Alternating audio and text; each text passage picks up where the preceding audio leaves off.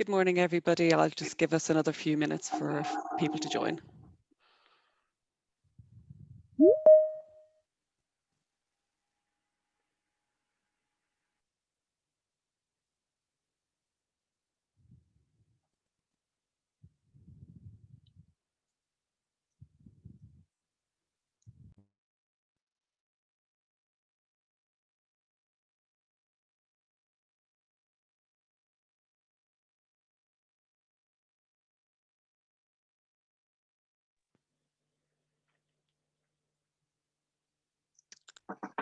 Okay, good morning, everybody. I think as more people are joining, I'll just start with introductions. Steve, I'll say if you can move on to slide deck, please. So I'd like to welcome everybody to our session this morning on the topic of can professional development be an agent of economic recovery. I'm Joyce Harman. I'm a consultant at Hearts Square, and I'm delighted to have with me this morning Steve Shields from Protech. Steve, would you like to just quickly say hello? Morning all, I'm Stephen Shields, Head of Sales and Marketing at Protech Computer Systems. Perfect, thank you. So Steve will be your main speaker for today, but really just to run through just a few etiquette points for the session. So we would ask that you mute your devices for the session. We would also say at the bottom of your screen you will have a Q&A box. So the Q&A box is to use for any questions that you have throughout the session at all for Steve. So please feel free to add any questions at all. We will either cover throughout or at the end of the session. And if we don't have time to cover all of them, we will follow up with you directly afterwards. If you have any technical problems at all throughout the session with sound or videos or anything like that, if you please use the chat function, and my colleagues working in the background will look after any issues and come back to you directly on those. We're also going to be running a number of polls throughout the session, so we would ask that if you could please respond to those. It would be really useful as it gives us a good guide for the rest of the session. And also to say that this session is being recorded and that the session will be available afterwards as well. And Steve, if I could just ask you to move on with the slides, please. And just quickly then to introduce Hearts Square for people who don't know who we are, just a very brief introduction. So we are an independent consultancy practice, and we work only in the not-for-profit space. We do a lot of work around education and professional development. And I suppose one of the things to say importantly is that although we are delighted to be working with Protech on this session, we are fiercely independent of any of the suppliers in the market, so something quite important. So really from me, just a kind of a couple of points around this topic. So in the work that we do as Hearts Square, we work with a number of membership bodies and non-for-profit organisations. And what we've really found over the last 9 months in particular is that you know, organisations have been struggling with member engagement, with really showing member value. Coming up to around the end of the year, this time of year, there are a lot of challenges and a lot of concerns with regard to member renewals, and our renewals going to be down this year because of budgets across the board are being cut in organisations and on personal households, and what impact that is going to have on organisations. Also over the last number of years as well, we've seen a number of organisations looking at different ways to engage with professional development around CPD and around more on-demand learning and virtual learning, moving away from the traditional models. And so very much there's a willingness to adopt and to change, and then seeing over the last 9 months that this has kind of taken a new impetus, and so we'll have some implications around economic recovery and the topic for today. So I would just now hand over to Steve to continue on with the conversation. And as I say, please feel free to ask any questions throughout the session. So over to you, Steve. Thanks very much, Joyce. Let's move through our slides here. So our presentation today is on the subject of can professional development be an agent of economic recovery? The agenda for the session is that we're going to introduce a little bit about Protech computer systems and why we feel we're well placed to talk on this particular subject. We're then going to step back and take a look at why professional membership bodies exist. What are the reason for being? What is it that your organisations are all about? We're then going to take a look at some real life examples of what drives a member to join an organisation in this particular sector and what keeps them in the sector and consuming their membership. We're then going to move on and take a look at the opportunity that we see for professional membership bodies in the sector. And we really do feel that whilst there's a bit of doom and gloom in the world at the moment, there is an opportunity here if we harness professional development at the heart of that. And then we're going to look practically at how we may achieve an improvement in member engagement, putting professional development at the heart of that particular subject. So moving on to a little bit about Protech, why do we feel that we are qualified to talk on the subject? Well, first and foremost, Protech have been operating in the not-for-profit sector only for the last 25 years. What that means is that Protech have seen a number of downturns in the economy in that time. We had the dot-com bubble in the early 2000s, and more significantly the financial crisis of 2008 to 2010, and I certainly caught the back end of that in terms of my employment with Protech. So we've been here before, and it creates some long-term lessons that we hold dear. And in particular, Protech have always focused quite heavily on the requirements of professional awarding bodies through qualifications, learning management, event management, and of course CPD. So we very much focus in on that particular subject area, and we feel like it's an area that's going to become increasingly important over the coming months and years as the economic situation overall evolves.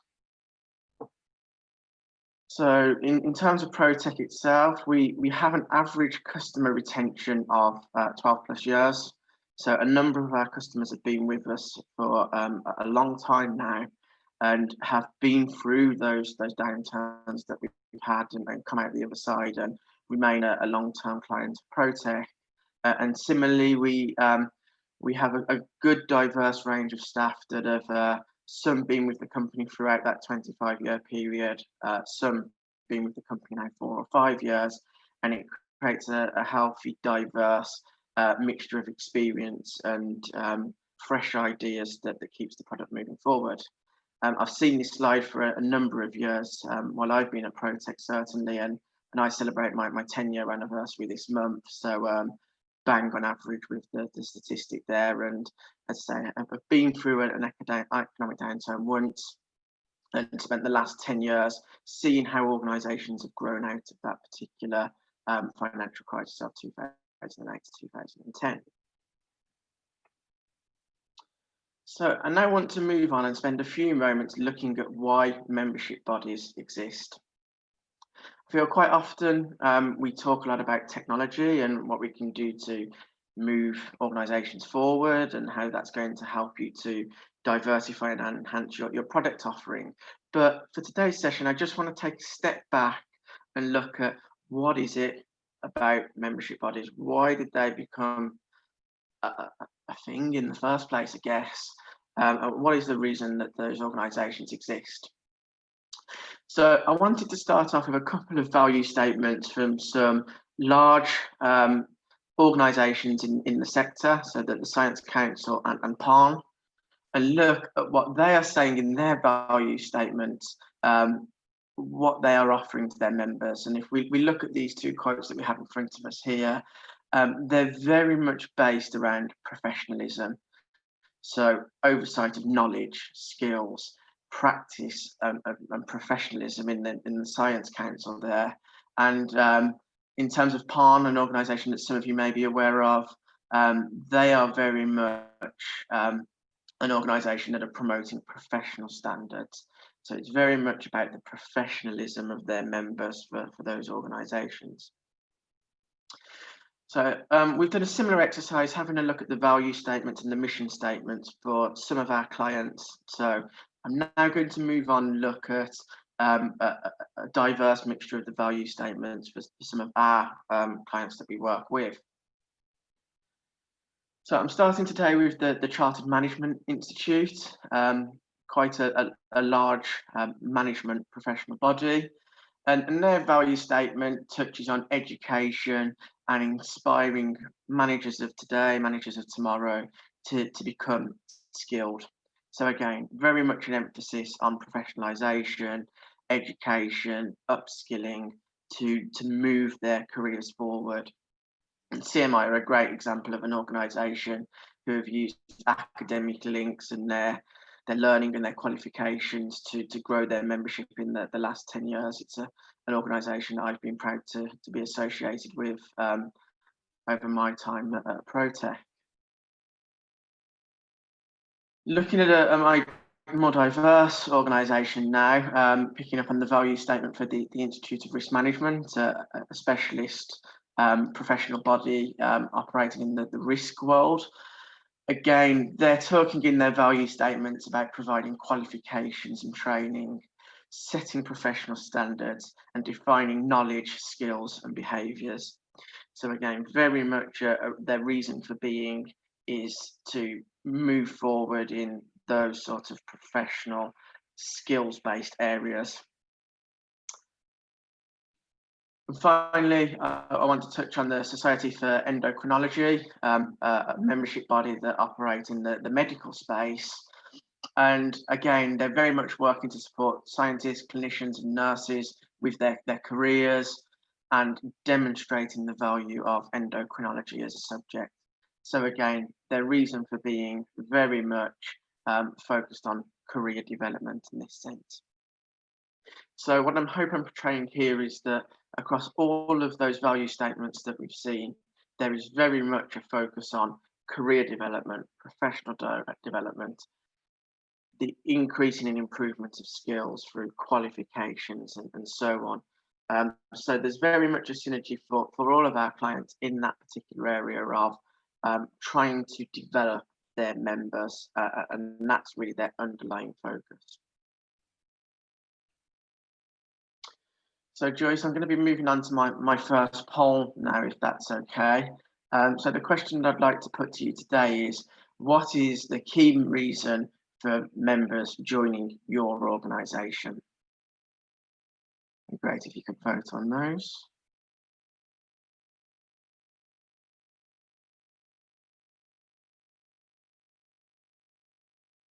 A few seconds to play out. I'm seeing about 21 questions answered so far.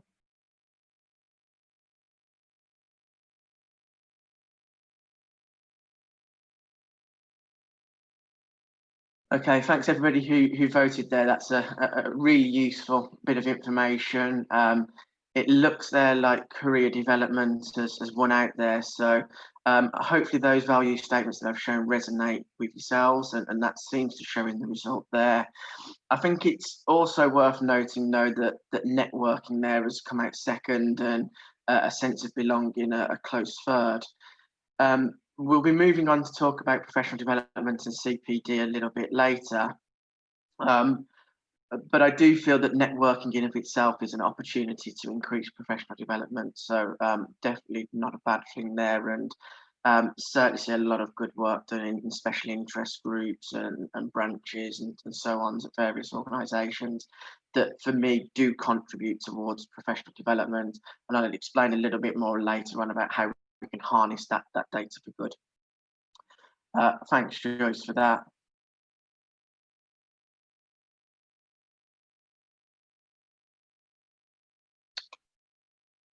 Close that poll down there.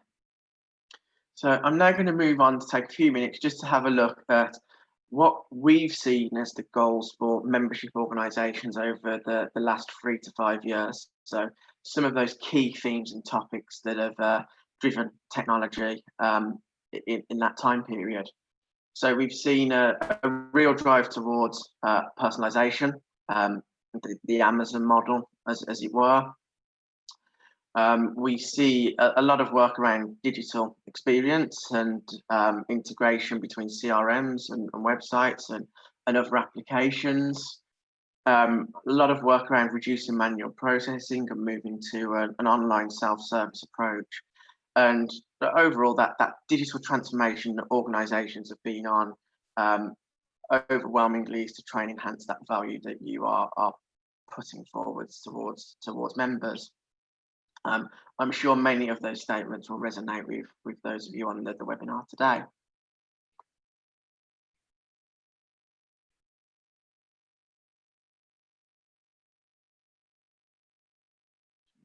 Slide. So where does that leave certainly our organisations that we work with and organisations that we're talking to on a regular basis? We believe that organisations are aspiring to or getting very close to having the entities that we see on the screen at the moment. So a digital toolbox of applications that allow you to service members, your front of house, and a CRM solution that is helping to support that.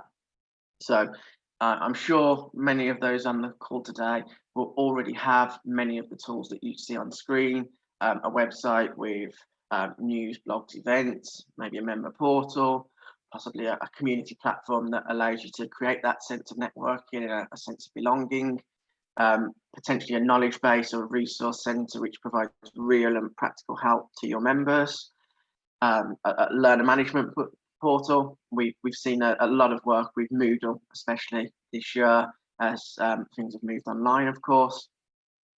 Possibly, if you're offering assessments, you may have links to an e-assessment provider.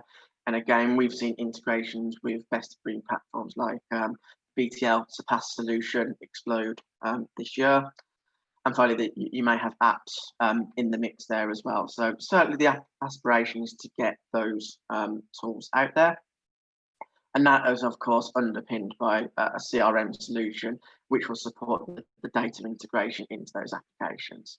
So it's very much our view that at 2020, the digital transformation, the engagement that the market has been on in the last 5, 6, 10 years is getting there. And certainly integration feels like a flavour at the moment that is piecing that together.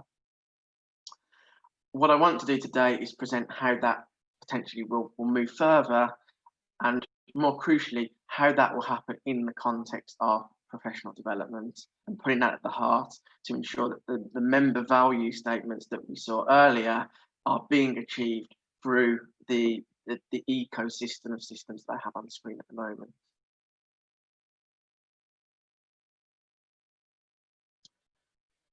So what I want to do now is move on to a set of videos which validates whether that toolbox, that ecosystem, is what's driving members. What is it that members want from your organisations? So I have a video to play for you now. It's 6 or 7 minutes long, and it's going to demonstrate the experience of a group of individuals, a group of members, non-members, engaged members, not so engaged members, and members who have effectively a licensed practice. So a range of people across the spectrum, people who may become a member, people who may drop off, and people who are advocates of organisations, and see what they're looking for from their membership. And just before I do that, we've just got a few statements here. I'm going to move past this slide and move into the video now.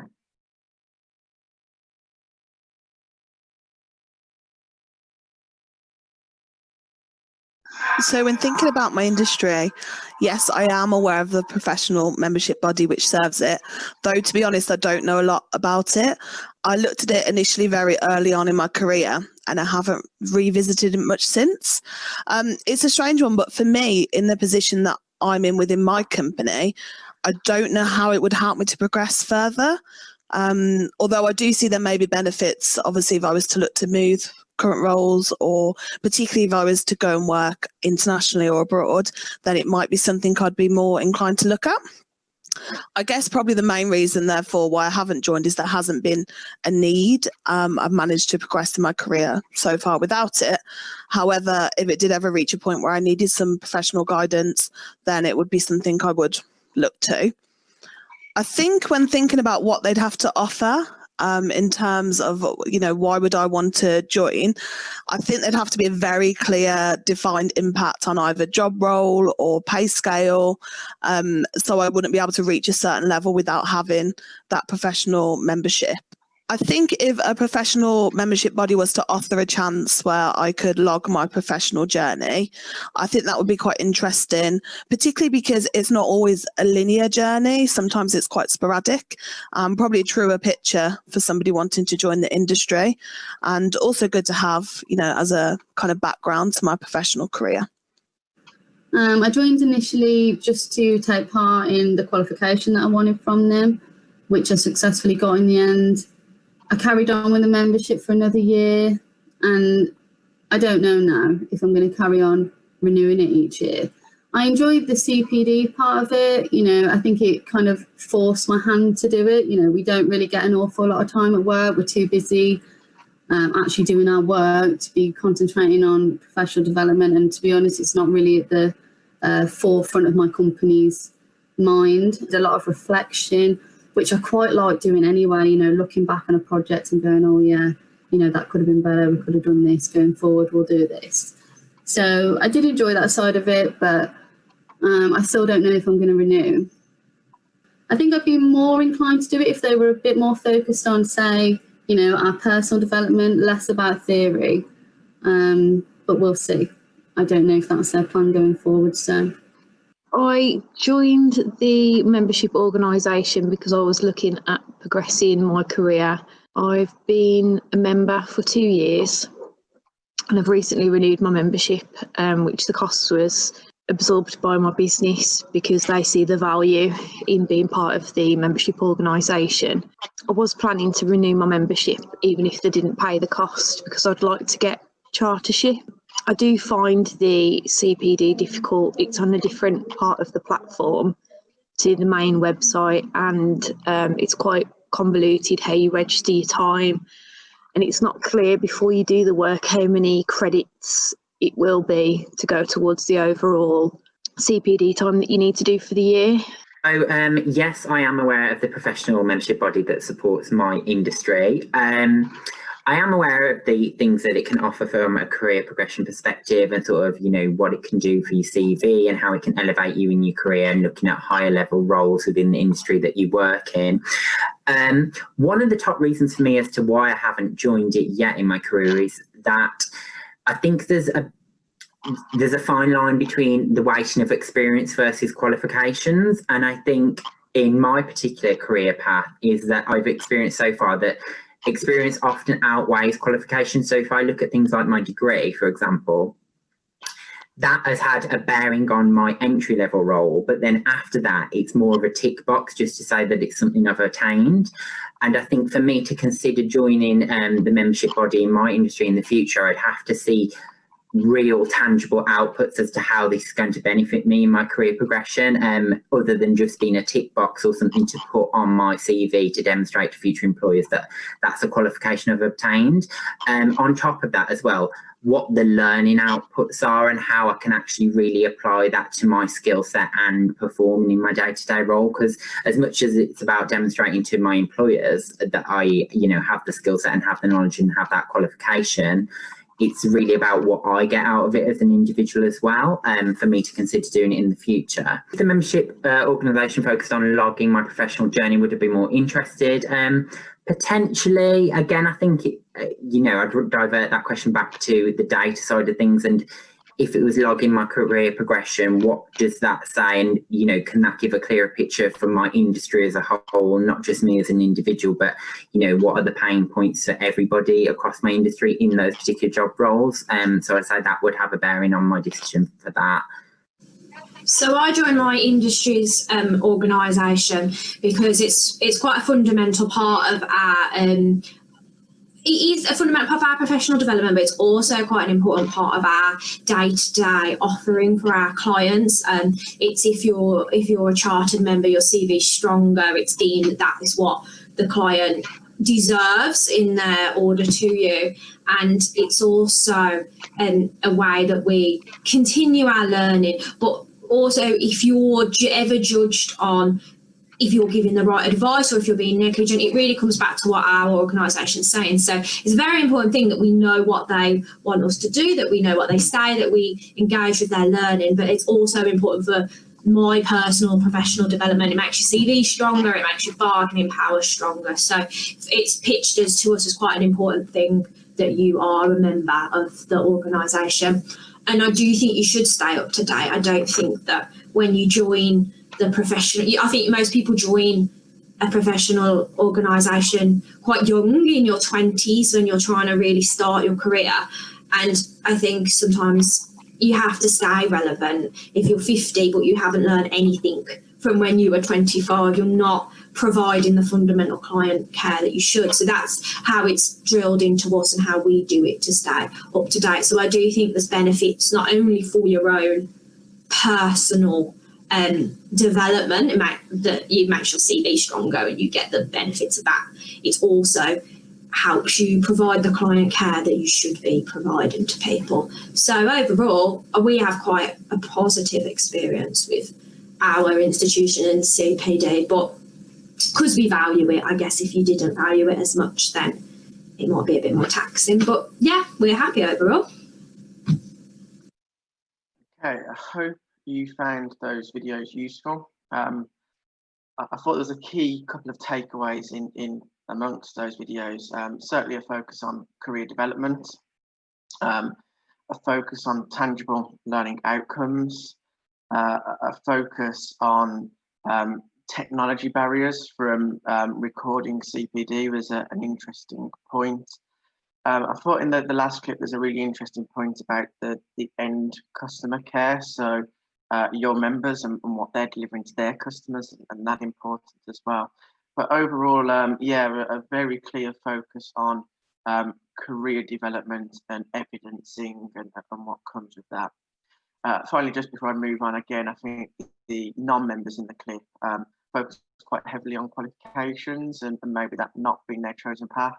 But I think it was an interesting segue into why the membership bodies exist in the first place, is that it's to gain qualifications, it's supposed to experience, and maybe there's some learning there around how to diversify a qualifications offering from a professional development offering. So to summarise, membership alone is no longer enough. Individuals can go to other places to get that sense of belonging and that sense of networking. There is a real heavy focus on career development. So I want to touch now a little bit on the current economic climate. I mentioned at the start of the session today about recessions in the past and what that has meant in terms of opportunity. So I'm sure I don't need to spell out the disaster that 2020 has been and the looming no-deal Brexit that could potentially compound that situation. But just wanted to share some facts and figures from a recent survey on rates of unemployment, number of people unemployed, and the number of 16 to 24-year-olds in particular being affected by the pandemic this year. Obviously, this is a particular risk for membership bodies. People not being in work is going to potentially equal a reduction in membership. So a low perception of a member offering will mean less member acquisition and less member retention. It kind of goes without saying, so we need to make sure that member value proposition is very strong and focused on what those members want from your organisations. I don't want to be all doom and gloom, so I now want to move on to the opportunity that creates. Aviva did a study back in September where they looked at what they expect to happen in the job market in 2021. And their survey showed that 53% of workers plan to make changes in their career in the next 12 months. So for me, that actually creates an opportunity to acquire new members moving into a sector, or for people who are looking to evidence their progression by harnessing professional development as the agent of change. It gives an opportunity to move forward with those individuals and retain their membership and show that value. And the Aviva study showed that a huge 31 million workers aspire to retrain or learn new skills. Again, the products and services that membership professional bodies offer are perfect to help achieve that aspiration. And 2.7 million people will be looking to gain academic qualifications.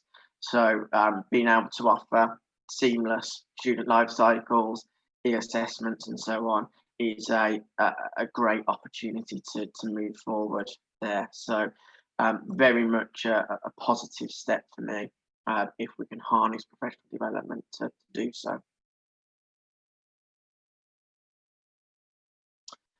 So how do we go about putting professional development at the heart of member engagement?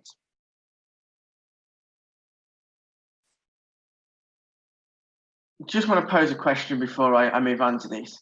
Is your value proposition focused on tangible outcomes that support members' professional development? I think that's a question really to reflect on and say, okay, we've been building up a set of digital tools that allow us to personalise and engage members, but is that focus on playing back to that member that they are improving their own professional development? Is it interactive? Is it providing those tangible outcomes? And importantly, can the members see that that's what they're getting from their membership? So I'm going to move away now from talking about professional development as a concept and into continuing professional development as the recorder, the outcome of professional development. And I've returned here to the member engagement slide that I showed earlier with the ecosystem of solutions. And in our experience, we see that the CPD record, as it were, not necessarily fitting into this space technology-wise. Quite often that sits outside of the ecosystem, often completed in spreadsheets and not necessarily consuming the information that those tools are gathering about your members and playing that back to them in a way that's interactive. So very much sitting to one side of the ecosystem. Certainly when we go into new organisations, we quite often see people saying, oh, well, we do that on spreadsheets and we may sample this and we may move forward in the future, but we want to talk about the digital toolbox and how we're going to achieve self-service first. So I now want to move on, Joyce, to the second poll, if that's okay. And this question here is, what is the primary limiting factor to delivering an effective CPD scheme? So hopefully some of you have CPD schemes, and yeah, it'd be interesting to know what your thoughts are on that.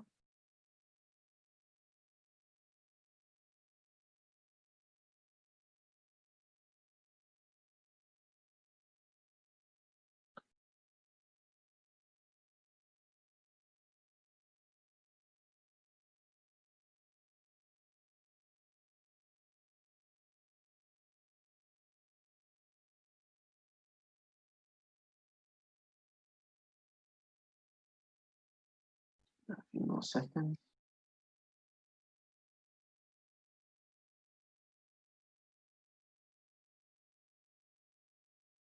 Okay, that's great. Thanks for everybody who answered again there.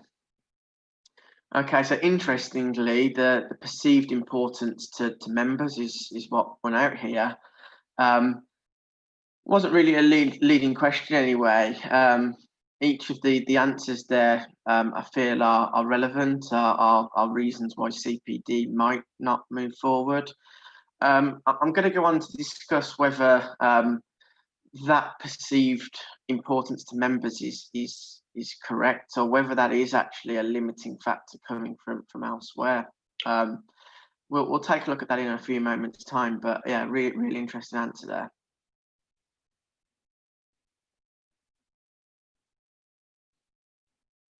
So we're going to move on to a second poll here.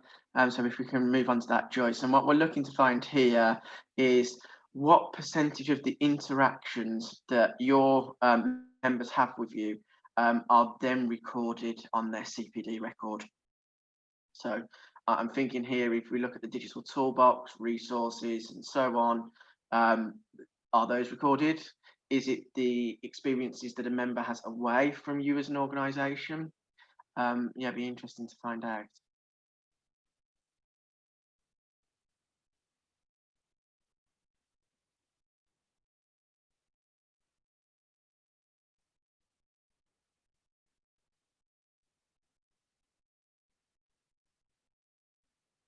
We'll just give that a few more seconds to run. Okay, if we can close that poll off now, Joyce. Okay, so interestingly, what this suggests is that less than 25% of interactions with your organisation is something that lands within the CPD record of itself. Now, I wonder whether that is actually a limiting factor technology-wise, and that actually a lot of good stuff that members are doing in terms of interactions could reside within their CPD record. It would increase the relevance to members of professional development and will allow you to enhance your member value by replaying those pieces of professional development to your members. Okay. And final poll here is, do you perceive that CPD is a time-consuming task for your members to complete? So we can pop that up, Joyce. And then we'll leave the polls alone after this particular question.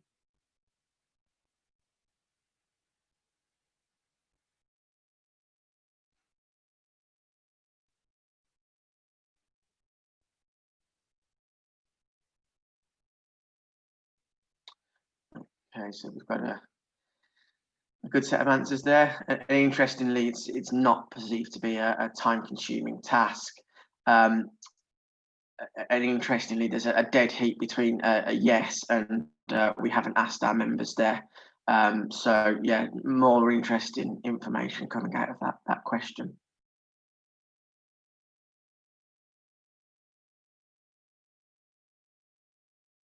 Okay, so to finish off on this section, I just wanted to play back some of the things that we hear when we are doing consultancy sessions with new customers, for us especially.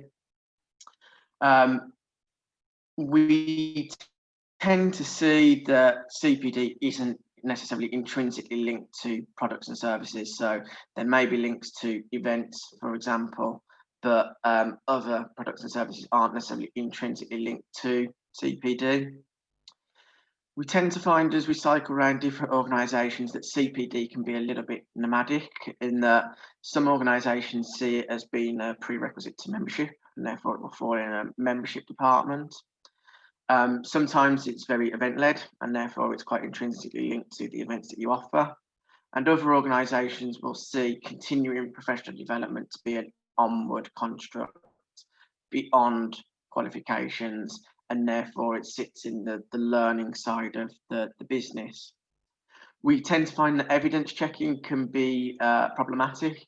So you get lots of samples, and the amount of that sampled and the time that takes can be a barrier to looking at CPD in more detail. And we also tend to see that organisations are asking individuals to manually add tasks to their CPD record.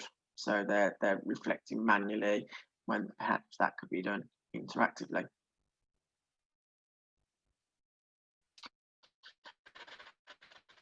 So just to reframe the slide that I showed a few, my experience is that CPD as a topic, as a product, sits outside of the ecosystem quite often, maybe with a link to hours or points with an event.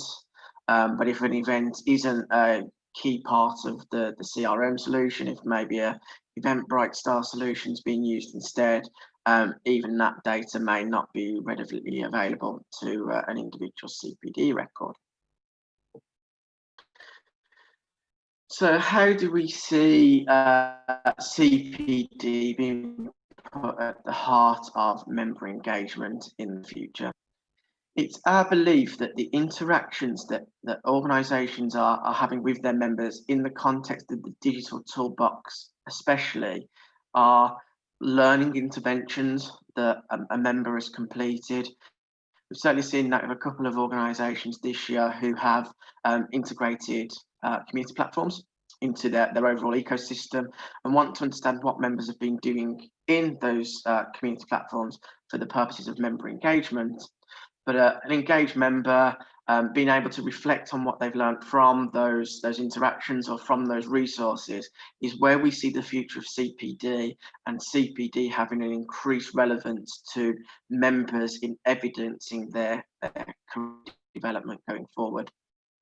So what Protech are aiming to put forward as a technology solution is a CPD repository of activities that your members have completed with you in that digital toolbox, in the traditional areas of membership, events and qualifications, and to contextualize those in the context of learning outcomes.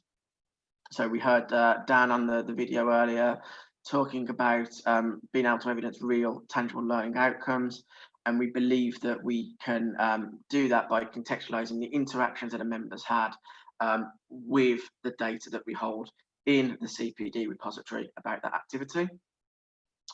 CPD activities can then of course be linked, so when a person completes one activity, we then present another activity that will help them to move their professional development forward further, and really make use of that good data that's been harnessed through member engagement in recent years through those tools as a driver for providing that evidence and support in the professional development arena, so that each member has their own interactive CPD record where you as a membership organisation can play back what they've done in the context of that digital toolbox and allow them to maybe reflect on that or score what those interventions mean for their professional development.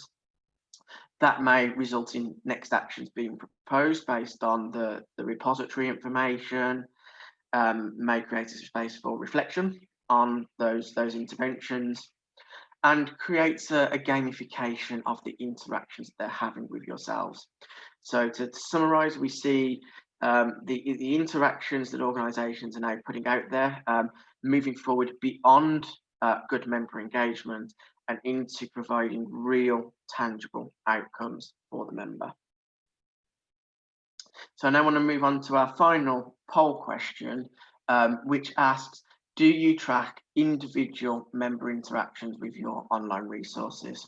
So quite often we see organisations maybe getting from Google Analytics, which are popular and unpopular resources, but less often whether they're tracked at an individual level.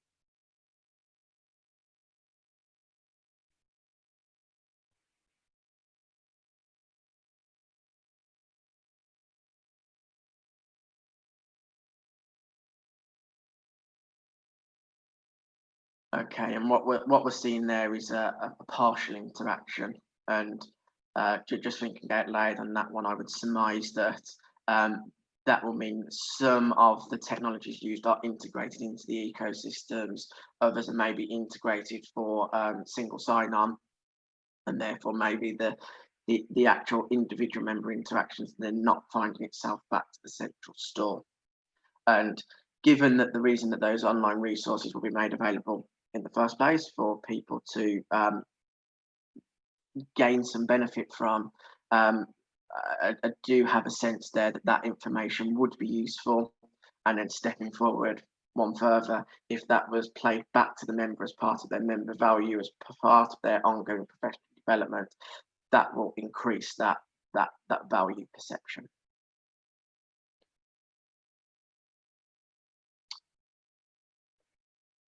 Moving on to my next slide. Final question. I thought the last one was the final one. Sorry about that. Do you have the resources to offer best-in-class CPD offering to your members currently? If we can just pop that, Joyce.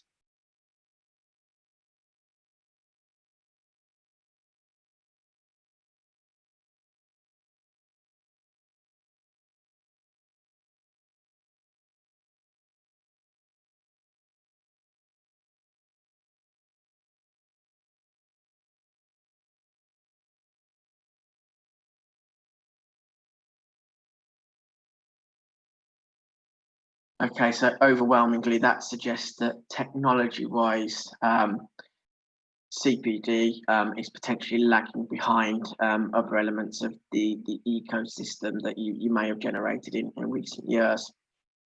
So thanks for that.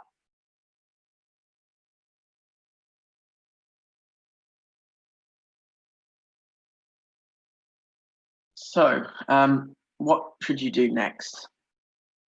We have a real appetite at Protech to ensure that the organisations that we work with have surveyed what matters to their members, especially in the context of professional development, but really understanding what that member value looks like. Using our Lean 3S product, we've done this task with a couple of our organisations, and the results are really surprising and quite often a step change to what organisations perceive members want.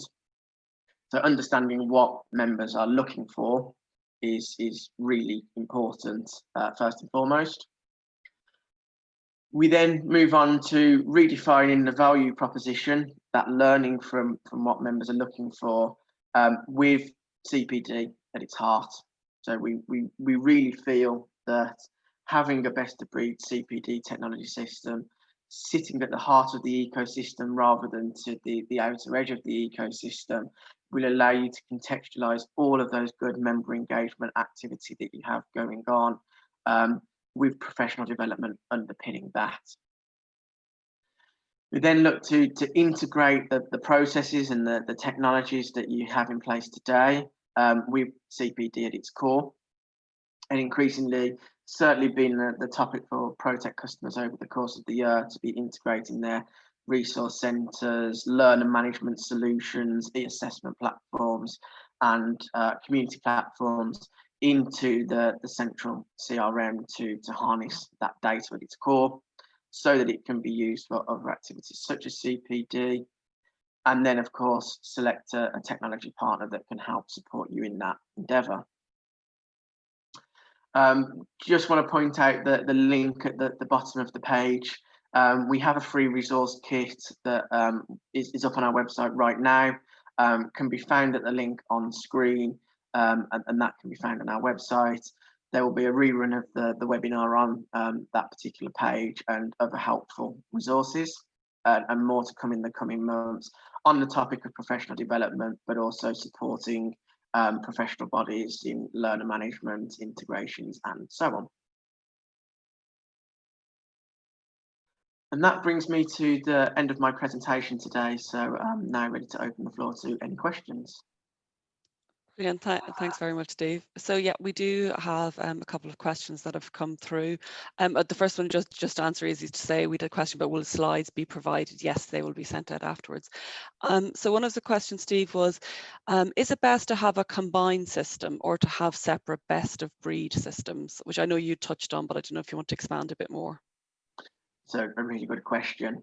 Had I been sitting here maybe 3 years ago, my answer would have been a combined system. Certainly the reason why our product is called ProConnect is that we believe that the true offering is connecting different systems together. And certainly 3 years ago, that was unequivocally a website created by ourselves plus our CRM solution. What we are seeing overwhelmingly in the last 12 to 18 months is that there's a proliferation of tools being used, especially in the areas of learner management, assessments, to some extent event conferencing as well.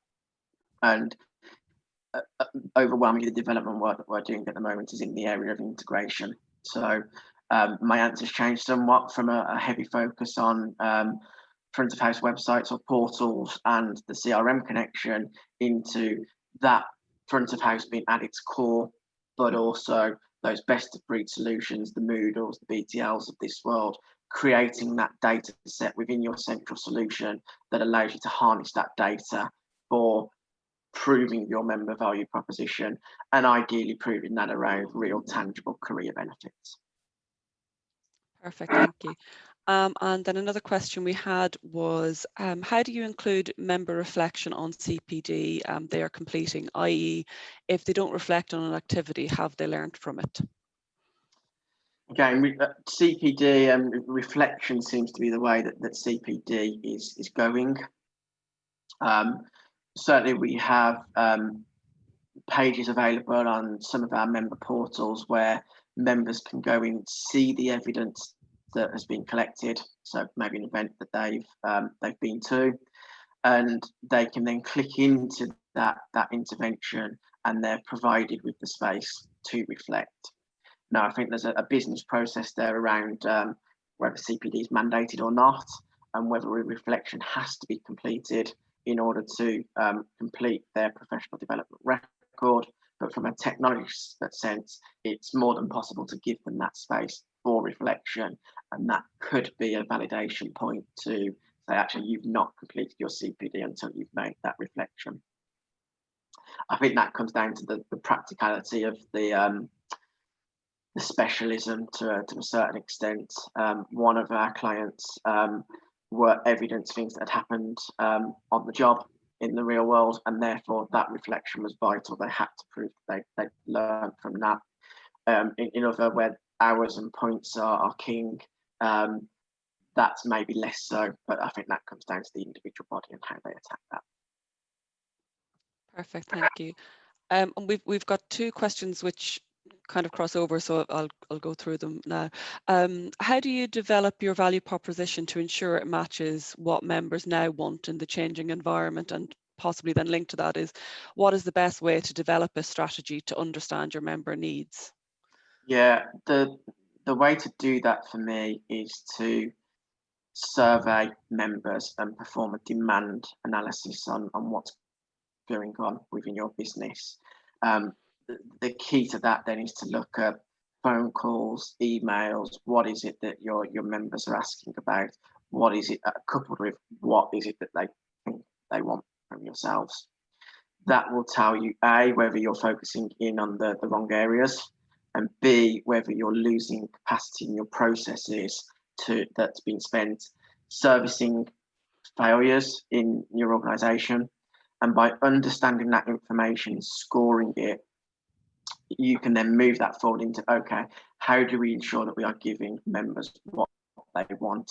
Now, I believe that the digital toolbox that I've showed today is something that organizations are increasingly getting towards. All of those are good technology interventions that allow you to deliver that value, making sure it's correct, and then harnessing that back as part of your value proposition is what's really important here.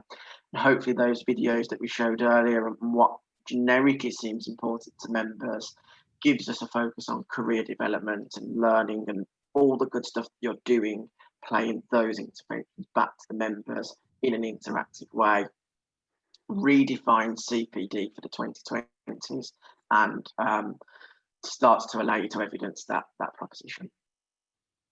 Perfect, thank you. And then one other question was, which is an interesting one. How do I work out where to start and how much budget is going to be required? So always a burning question, the money. It's a good question.